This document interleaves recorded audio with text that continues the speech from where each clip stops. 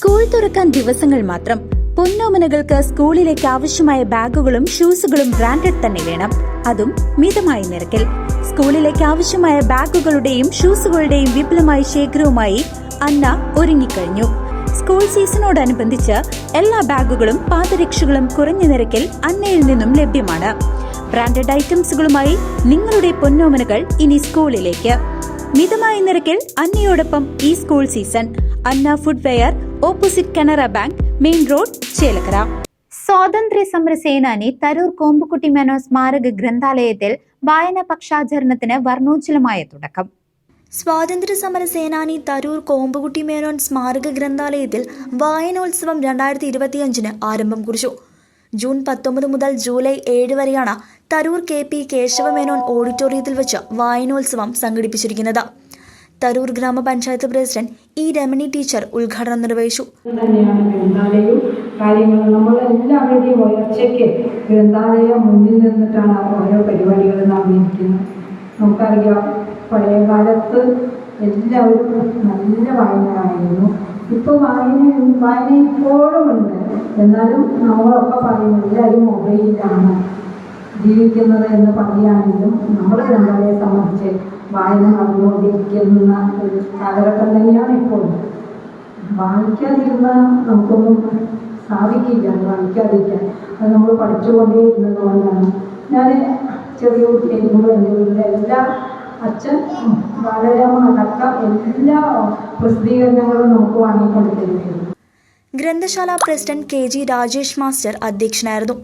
ജില്ലാ library council joint secretary MM Ebakkar, ഗ്രന്ഥശാല secretary A. Sahadevan, senior citizen club president TP Gokulanathan, KP Kesavamenon സ്മാരക trust secretary EP Chinnakuttan, വനിതാവേദി president Asha Vijayakumar, Vivekananda club president S. Ashrith, ബാലവേദി president R. Chandran, ഗ്രന്ഥശാല joint secretary K. Krishnan തുടങ്ങിയവർ സംസാരിച്ചു. Athippotta KM LP school അധ്യാപകൻ R. Vishnu PN Panicker അനുസ്മരണം നടത്തി.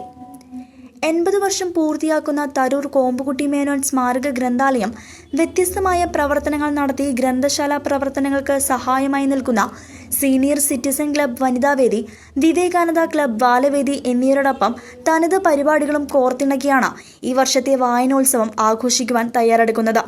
യോഗാ ദിനാഘോഷം, പുസ്തക ചങ്ങാത്തം, സാന്ത്വന പ്രവർത്തനം, പ്രിയപ്പെട്ട ബഷീറിനൊപ്പം അനുസ്മരണങ്ങൾ, ഒരു ദിനം ഒരു സമ്മാനം, അനുമോദന സദസ്സ് എന്നിങ്ങനെ 29 പരിപാടികളാണ് നടത്തുന്നത്.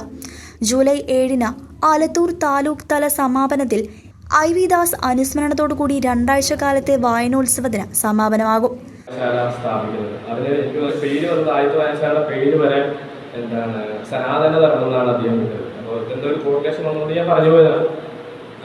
അപ്പോൾ ഇത്തരത്തിൽ വായന മലയാളികളുടെ തുടർന്ന്, അതായത് ശങ്കരാചാര്യരെ പോലെ ജ്ഞാനീയരായിട്ടുള്ള പുതിയ ആളുകളെ കേരളത്തിൽ ഉണ്ടാക്കാനായിട്ട്, അതായത് തുടർച്ച പാത പിന്തുടരാനായിട്ട് പുതിയ ആളുകൾക്ക് വേണ്ടിയിട്ട് അദ്ദേഹം വലിയൊരു പാത വെട്ടിത്തെളിക്കാൻ യഥാർത്ഥത്തിൽ എൻ്റെ മകൻ വായിച്ച കുറേ പുസ്തകങ്ങൾ നിങ്ങൾക്ക് മുന്നിലേക്ക് കൂടി ഞാനിതാ നൽകുന്നു എന്ന് പറയുന്നത്.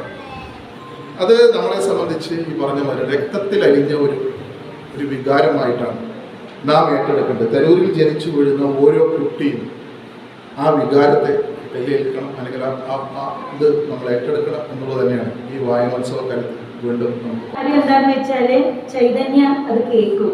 ഞാൻ നല്ല ഒച്ചയിലാണ് ആ വീഡിയോ പ്ലേ ചെയ്തുകൊണ്ട് വെക്കുക. കാരണം അവളത് കേൾക്കുന്ന സമയത്ത് അത് അവളിൽ എന്തെങ്കിലും ഇമ്പാക്റ്റ് ഉണ്ടാകും. അങ്ങനെ ഒരു ചിന്തയാണ് എൻ്റെ ഉള്ളത്. അപ്പോൾ ഇപ്പൊ ഞാൻ മനഃപൂർവ്വം അവളുടെ മുമ്പിൽ ഇരുന്നു കൊണ്ട് 29 പരിപാടികൾ നടത്താൻ തീരുമാനിച്ചതാണ്.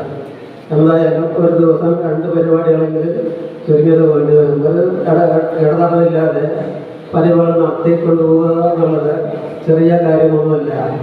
എല്ലാവർക്കും പരിപാടി നടത്തുമ്പോൾ നമ്മൾക്കും അതിൻ്റെ വിഷമം, അതുപോലെ തന്നെ പങ്കെടുക്കാൻ വരുന്നവർക്കും അതിൻ്റെതായിട്ടുള്ള.